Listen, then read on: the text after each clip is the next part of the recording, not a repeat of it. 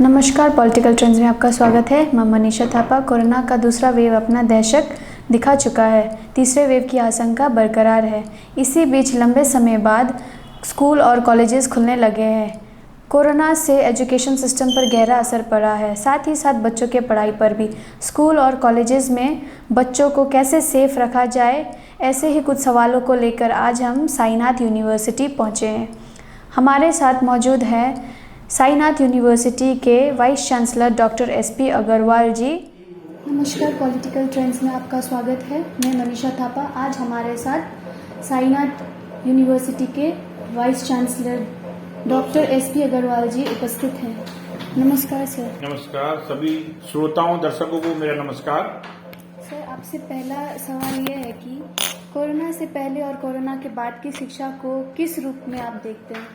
देखिए, कोरोना के पहले और बाद वाकई में ये दो फेस अगर हम इतिहास लिखा जाएगा जब भी इस 21वीं सदी का, तो एक कोरोना के पहले और एक कोरोना के बाद का लिखा जाएगा। ये केवल शिक्षा से ही मतलब नहीं है, इसका बहुत बहुआयामी प्रभाव है और इसने पूरे पृथ्वी ग्रह को, पूरी सभ्यता को, पूरी मानव जाति को हिला के रख दिया है। और एक समय हम लोगों को ऐसा लग रहा था कि लाइफ जीवन क्षणभंगुर है, लोग बाग अपने घरों में रहते रहते दार्शनिक हो गए थे और हमें कल तक का भरोसा नहीं था।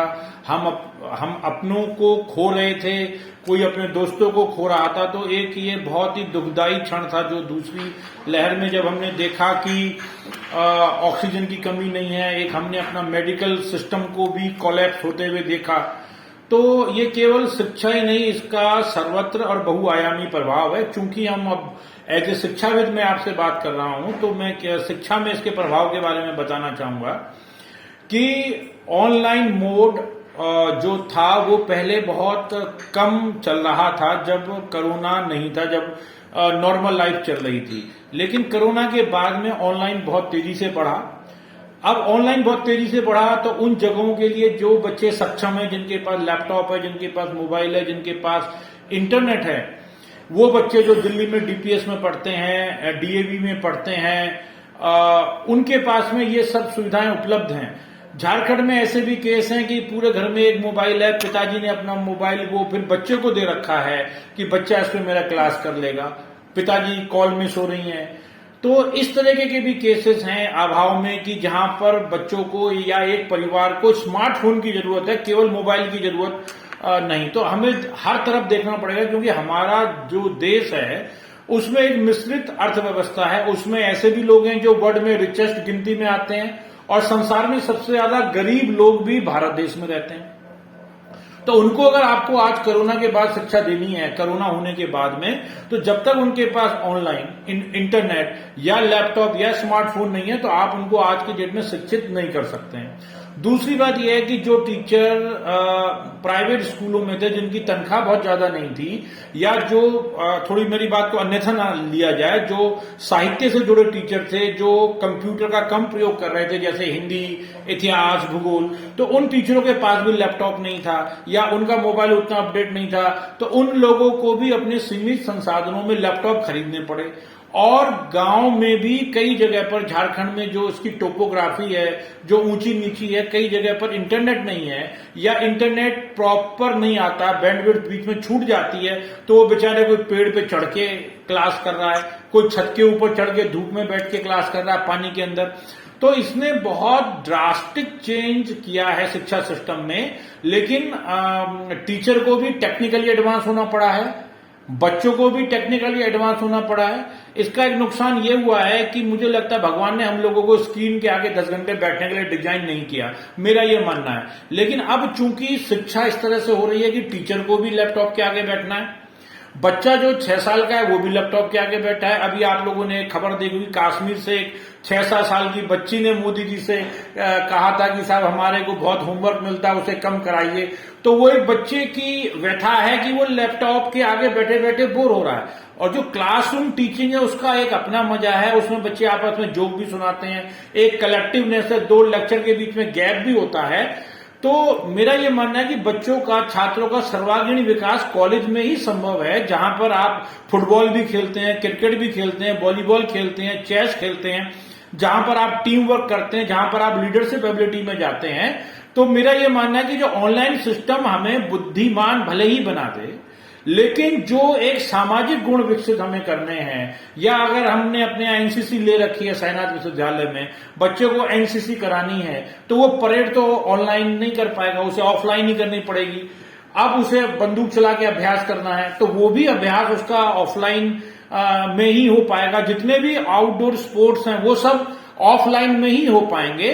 तो इसकी ऑनलाइन की एक अपनी मर्यादा है, एक अपनी सीमा है, लेकिन फिर भी मैं टेक्नोलॉजी को धन्यवाद दूंगा जिन्होंने इस कोरोना काल में जिसको कहते हैं कि आइंस्टीन ने कहा था कि necessity is the mother of invention, तो एक ऑनलाइन को हमने एक टूल के तौर पे यूज किया और इस वजह से इसका प्रचार प्रसार भी हुआ।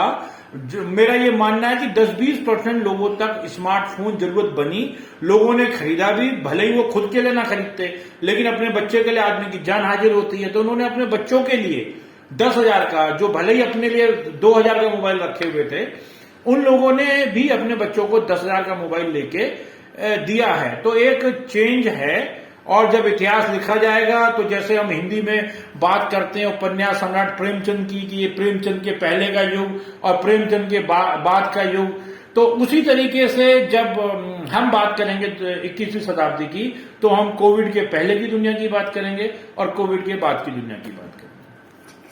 Sir, second question, education system में कोरोना की वजह से क्या चेंज दिख रहे हैं सर आपको? देखिए, मैं कह चुका हूं कि इसमें चेंज में मैंने जो आपसे कहा कि जो बच्चे का फिजिकल डेवलपमेंट है, ओवरऑल पर्सनालिटी डेवलपमेंट है, वो ऑनलाइन क्लासेस में पॉसिबल नहीं है। ऑनलाइन क्लासेस का मिसयूज भी हो रहा है, बच्चा अपना वीडियो ऑफ करके सो रहा है और उसकी प्रेजेंट चल रही है। अच्छा, कमरा बंद बच्चे ने कर लिया है, माँ बाप से वो कह रहा है कि आपका डिस्टर्ब होता है, बार बार आते जाते हो, तो माँ बाप को भी पता नहीं चल रहा कि बच्चा सो रहा है। बच्चा बीच में जब अटेंडेंस लगानी होती है तब वो बच्चा ऑन कर ले रहा है। दूसरा, बच्चे की जो भाग दौड़ है, खेलकूद है, वो बिल्कुल सीमित हो गया है। बच्चा टीम वर्क, मेरा ये मानना है कि एक ओवरऑल पर्सनालिटी के लिए स्पोर्ट्स का बहुत बड़ा महत्व है। और जब हम कंपनियां रिक्रूटमेंट के लिए आती हैं तो केवल वो ये नहीं देखती कि ये बच्चा कितना पढ़ाकू है या इसको कितना मोटा चश्मा लगा हुआ है, वो ये देखती है कि ये बच्चा स्ट्रेस को कैसे लेगा, स्ट्रेस का मतलब तनाव में कैसे काम करेगा, इसको हमने अगर एक टारगेट दे दिया तो पूरे दिन में कर पाएगा कि नहीं कर पाएगा, इसको हमने टीम लीडर बना दिया तो इसके अंडर में अगर 10 लोग दे दिए, 10 लोग से काम करा पाएगा कि नहीं करा पाएगा, या जब ये एज ए टीम मेंबर काम कर रहा है 10 लोगों के बीच में, तो ये as a team player work कर पाएगा कि नहीं कर पाएगा। क्योंकि टीसीएस वगैरह में भी पूरी की पूरी टीम होती है, उन टीम के ग्रुप लीडर होते हैं। तो जब आप एक स्कूल को खोलते हैं, कॉलेज को खोलते हैं, आप बच्चे से कहते हैं आप बास्केटबॉल खेलिए, आप फुटबॉल खेलिए, तो बच्चा जब एक दूसरे को पास देता है तो वो टीम वर्क करता है।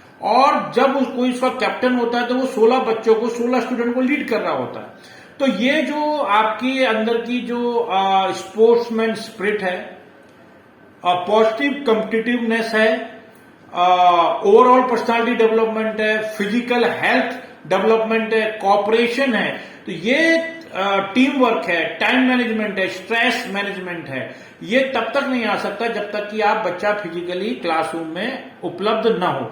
ऑनलाइन क्लासेस से आप केवल उसको थ्योरी पढ़ा सकते हैं, यानी बुकिश नॉलेज दे सकते हैं, जिसको हम कहते हैं मगिंग, कि पानी आपने एक बाल्टी से उठा के दूसरी बाल्टी में डालना, that is called as mugging. तो online is a sort of mugging kind of thing, and you cannot perform practicals and you cannot perform physical exercise, suppose yoga is there, तो बहुत सारी चीजों के लिए आपको ग्राउंड में निकलना पड़ेगा, पसीना निकालना है ग्राउंड, तो आपको ग्राउंड में जाना पड़ेगा। सर, वर्ष 2021 के रिजल्ट के बारे में क्या कहेंगे, क्योंकि इस बार बिना परीक्षा के ही रिजल्ट आए हैं? देखिए, ये पॉजिटिव और नेगेटिव साइड इसमें दोनों लिए जा सकते हैं। और पॉजिटिव साइड इसलिए इसमें आ सकता है कि कोरोना फैल रहा था और जितने न्यूज चैनल भी बता रहे थे, एक्सपर्ट भी बता रहे थे कि अगर हमने अपना रवैया नहीं सुधारा तो थर्ड वेव्स भी आ सकती है। और अगर आप बच्चों को एक जगह पर इकट्ठा करते हैं तो कई कॉलेज का इंफ्रास्ट्रक्चर इस तरीके का नहीं है कि आप उनकी सामाजिक दूरी रखते हुए एग्जाम करा पाए। मैं एग्जाम्पल देता हूं कि आप कई क्लासरूम में 60 बच्चे बैठ सकते हैं, आपके पास फर्नीचर 60 बच्चों के लिए है, क्लासरूम का साइज भी 60 बच्चों के लिए है। अब अगर कोरोना शुरू होगा, आप सोशल डिस्टेंसिंग फॉलो करेंगे, तो आप ये मान के चलिए कि आप एक क्लासरूम में 30 बच्चे बैठा पाएंगे, यानी कि आपको इंफ्रास्ट्रक्चर डबल करना पड़ेगा या बच्चों को 2 पाली में बुलाना पड़ेगा। 2 पाली का मतलब 30 बच्चे आ जाएंगे, 30 बच्चे अगले दिन आएंगे। आपको 2 क्वेश्चन पेपर फिर सेट करने पड़ेंगे क्योंकि एक क्वेश्चन पेपर आउट हो चुका होगा। अब उसमें बच्चे फिर कंप्लेन कर सकते हैं कि आपका जो पेपर ए था वो टफ था, पेपर बी इजी था, हमारे लिए ये हो गया, हमारे लिए वो हो गया। तो अब हेल्थ पॉइंट ऑफ व्यू की भी बात करें, क्योंकि ज्यादातर सरकारी स्कूल भी हैं, झारखंड बोर्ड के भी स्कूल है, और मैं कहता हूं जितने भी बड़े बड़े स्कूल हैं जहां पर आप 2 लाख रुपए साल का भी देते हैं, तो उनका इंफ्रास्ट्रक्चर उसी तरह डिजाइन है जितने बच्चों को वो पढ़ा रहे हैं, क्लासरूम का साइज, तो वो रातों रात क्लासरूम का साइज नहीं बढ़ा सकते हैं। तो ये प्रैक्टिकली कोरोना प्रोटोकॉल को फॉलो कराते हुए एग्जाम करा पाना मुझे लगता है नितांत असंभव था, या फिर एक ही सब्जेक्ट के 2-3 पेपर बनते और उसमें बच्चे फिर हल्ला करते कि ये इजी है, ये टफ है, ये पेपर। तो अब जो सरकार ने किया, मुझे लगता है कि हेल्थ पॉइंट को देखते हुए उन्होंने एकेडमिक्स के ऊपर हेल्थ को तवज्जो दे दी, जिससे कि बच्चों की गैदरिंग ना हो। लेकिन अब इस रिजल्ट को अगर हम देखेंगे तो इसमें सभी के नंबर बहुत अच्छे आ गए हैं। तो इसमें जो मुख्यतः नुकसान उन 10% बच्चों का हुआ है जो 99.9 परसेंटाइल वाले बच्चे थे। आज उस कैटेगरी में बहुत सारे बच्चे खड़े हैं। लेकिन फिर भी मेरा कहना यह है कि हमें रिजल्ट को क्रिटिसाइज करके अपने विद्यार्थियों का मनोबल गिराना नहीं चाहिए। जो रिजल्ट जिस तरीके से जिस बोर्ड ने दिया है, चाहे झारखंड बोर्ड ने दिया हो, चाहे सीबीएसई बोर्ड ने दिया हो, चाहे किसी स्कूल के टीचर ने नंबर दिए होंगे, तो उनको हमको टीचर के विवेक पर और उस सिस्टम पर अगर हम डाउट क्रिएट करेंगे तो मुझे लगता है कि हम अपनी उस पूरी पीढ़ी को तनाव की ओर ढकेल रहे हैं जिन्होंने इस बार 10th किया या 10+2 किया। या हम ऐसा कुछ लिखते हैं कि 2021 के ग्रेजुएट नौकरी के लिए एलिजिबल नहीं है, या हम ऐसा लिखें कि 2021 पास आउट या 2020 पास आउट को आईआईटी में दाखिला नहीं देंगे। ऐसा कुछ अगर हम लिखते हैं, मेरा मानना यह है कि प्रतिभा अपने आप समय के हिसाब से छट जाती है और आगे चल के जब वो बच्चा किसी भी कॉम्पिटिटिव एग्जाम में जाएगा, आजकल हर नौकरी के लिए कॉम्पिटिटिव एग्जाम है। आजकल अगर आप इंजीनियरिंग साइड से हैं तो आपको गेट देना है, आपको अगर टीचर बनना तो आपको नेट देना है, आपको अगर सरकारी जॉब में जानी है तो उसके लिए कर्मचारी चयन आयोग है, उसका पेपर अलग है। आपको अगर राज्य के संघ लोक सेवा आयोग में जाना है तो उनका पेपर अलग है, उनका इंटरव्यू अलग है।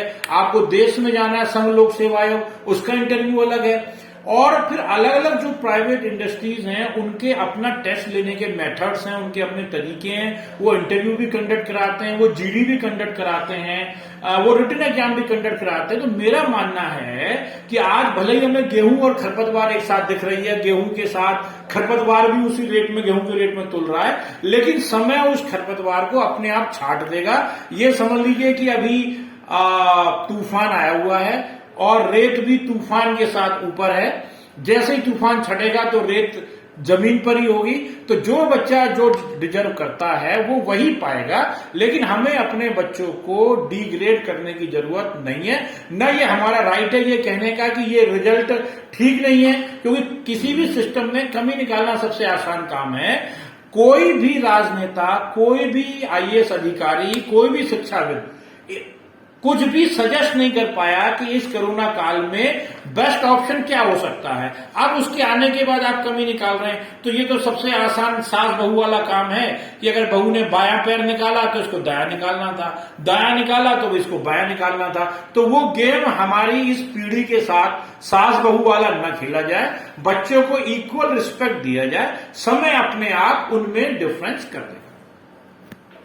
सर, कोरोना से बचाव को लेकर आपकी यूनिवर्सिटी में क्या उपयुक्त किए गए हैं उपाय सर?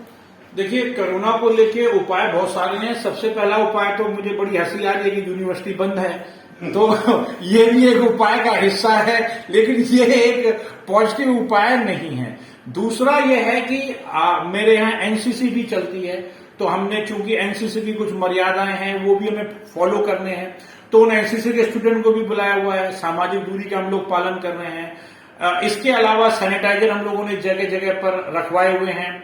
और जो भी बच्चे अब मेरे पास में आएंगे उन सबका हम कोविड सर्टिफिकेट लेंगे कि वो बच्चा कोविड पॉजिटिव नहीं है, और आने के बाद उसको 3 दिन हम अंडर ऑब्जर्वेशन पर रखेंगे और बच्चों को हम धीरे धीरे बुलाएंगे। हम एक साथ सारे बच्चों को बुलाने वाले नहीं है। हम पहले फाइनल ईयर के स्टूडेंट को बुलाएंगे, उनको भी 2 क्लास में हम रख के देखेंगे, ऑब्जर्वेशन पे रखेंगे। हॉस्टल में भी हम पहले पूरी स्ट्रेंथ नहीं बुलाएंगे, उन बच्चों को अलग अलग कमरों में रखेंगे। जब हमें लगता है कि सिस्टम में बच्चे एब्जॉर्ब होते जा रहे हैं, डर का माहौल थोड़ा कम होता जा रहा है, हम बिहार से भी सीखेंगे जहां पर अभी क्लासेस शुरू हो चुकी हैं और यहां पर अभी यूनिवर्सिटी शुरू नहीं हुई है, तो हमारे लिए वो एग्जाम्पल है। बिहार हमारा बड़ा भाई है इन ऑल द सेंस। तो अगर वहां पर थर्ड वेव बच्चों को खोलने के बाद नहीं आती है और मैनेज हो जाता है, तो हमें लगता है हम भी मैनेज कर सकेंगे उस तरीके से। अगर वहां पर दिक्कत आती है तो फिर हम एडवेंचर बच्चों की लाइफ के साथ में नहीं करेंगे, हम इसी ऑनलाइन सिस्टम को कंटिन्यू करेंगे। लेकिन जब भी हम इसको ऑफलाइन करेंगे तो पूरे कोरोना प्रोटोकॉल के साथ ही करेंगे, और भगवान की दया से हमारे पास काफी इंफ्रास्ट्रक्चर बना हुआ है। और हम जो सोच पाते हैं कि हम कॉलेज को 2 पाली में स्टार्ट करेंगे, सुबह 7 बजे से लेकर शाम के 6 बजे तक, और उसमें कुछ लेक्चर का टाइम हम जो है वो 35-35 मिनट का कर देंगे, और आधे बच्चों को, कोर्स वालों को हम सुबह बुलाएंगे, आधे को शाम को बुलाएंगे, या उनमें ग्रुप ए और बी बना देंगे, जिससे कि बच्चा को एक ही दिन में हम शिक्षा दे पाए। नो डाउट थोड़ा टीचर के लिए हेक्टिक होगा, तो टीचर के लिए हम इस तरह की सुविधा बनाने वाले हैं कि आप सपोज आपका लेक्चर 12 से 4 के बीच में, तो केवल अपने लेक्चर लेने आइए, बाकी समय चले जाइए। तो जैसा माहौल होगा उस हिसाब से हम अपना मॉडल डेवलप करेंगे। और मेरा यहां पर यह भी कहना है कि कोई भी मॉडल हर सिस्टम पे काम नहीं करता है। हो सकता है जो मॉडल डीपीएस रांची का हो वो साईनाथ यूनिवर्सिटी में मॉडल वो काम ना करे, तो साईनाथ यूनिवर्सिटी को अपना मॉडल अपनी जरूरत के हिसाब से खुद डेवलप करना है और उसको एग्जीक्यूट करना है। हमारे लिए स्टूडेंट टॉप प्रायोरिटी पे है, and Sainath is a student friendly university. Thank you sir, धन्यवाद सर। नमस्कार। तो ये थे साईनाथ यूनिवर्सिटी के vice chancellor doctor SP Agarwal ji. इन्होंने कई महत्वपूर्ण जानकारियाँ दी, तो बहुत बहुत धन्यवाद सर। सतर्क रहिए, सुरक्षित रहिए, देखते रहिए पॉलिटिकल ट्रेंड्स। नमस्कार।